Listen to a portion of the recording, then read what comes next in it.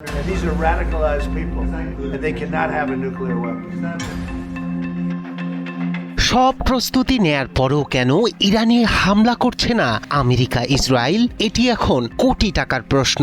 সেই প্রশ্নের উত্তর ইসরায়েলেরই সেনাপ্রধানের কাছে পাওয়া গেল, যা প্রকাশ করেছে দেশটির গণমাধ্যম জেরুজালেম পোস্ট।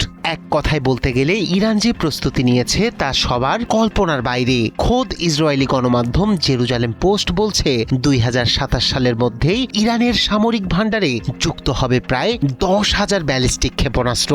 এই সম্ভাবনায় নতুন করে আতঙ্ক ছড়িয়েছে ইসরায়েলে। আনুষ্ঠানিক কোনো ঘোষণা না থাকলেও ইরানের মিসাইল কর্মসূচি দ্রুত বাড়ছে এবং এটি ইতোমধ্যেই একটি বড় ও বাস্তব নিরাপত্তা হুমকিতে পরিণত হয়েছে বলে সতর্ক করেছেন ইসরায়েলি সেনাপ্রধান।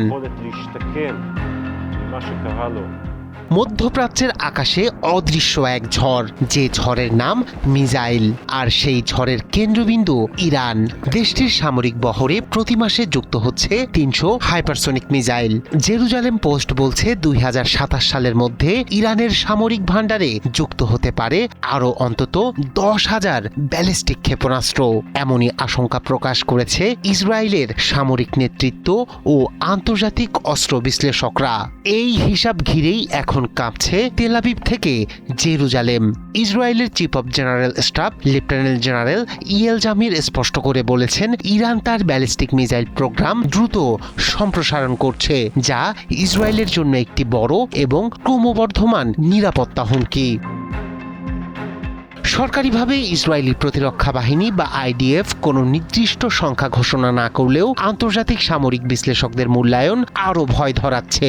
তাদের মতে 2027 থেকে 2028 সালের মধ্যে ইরানের মিসাইল সংখ্যা 6,000 থেকে 10,000 বা তারও বেশি হতে পারে।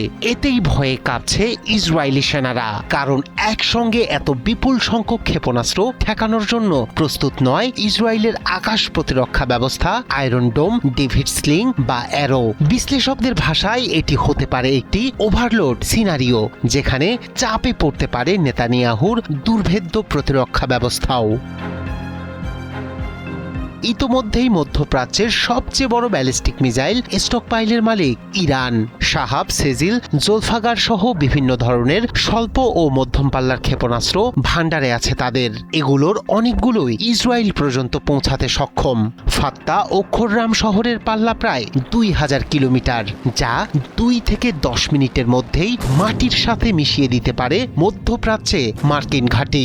ফলে ইসরায়েল আশঙ্কা করছে শুধু ইরান নয়, লেবানন হিজবুল্লাহ, গাজার হামাস বা ইয়েমেনের হুতিদের মতো আঞ্চলিক মিত্রদের মাধ্যমেও এই মিসাইল সক্ষমতা ব্যবহার করা হতে পারে।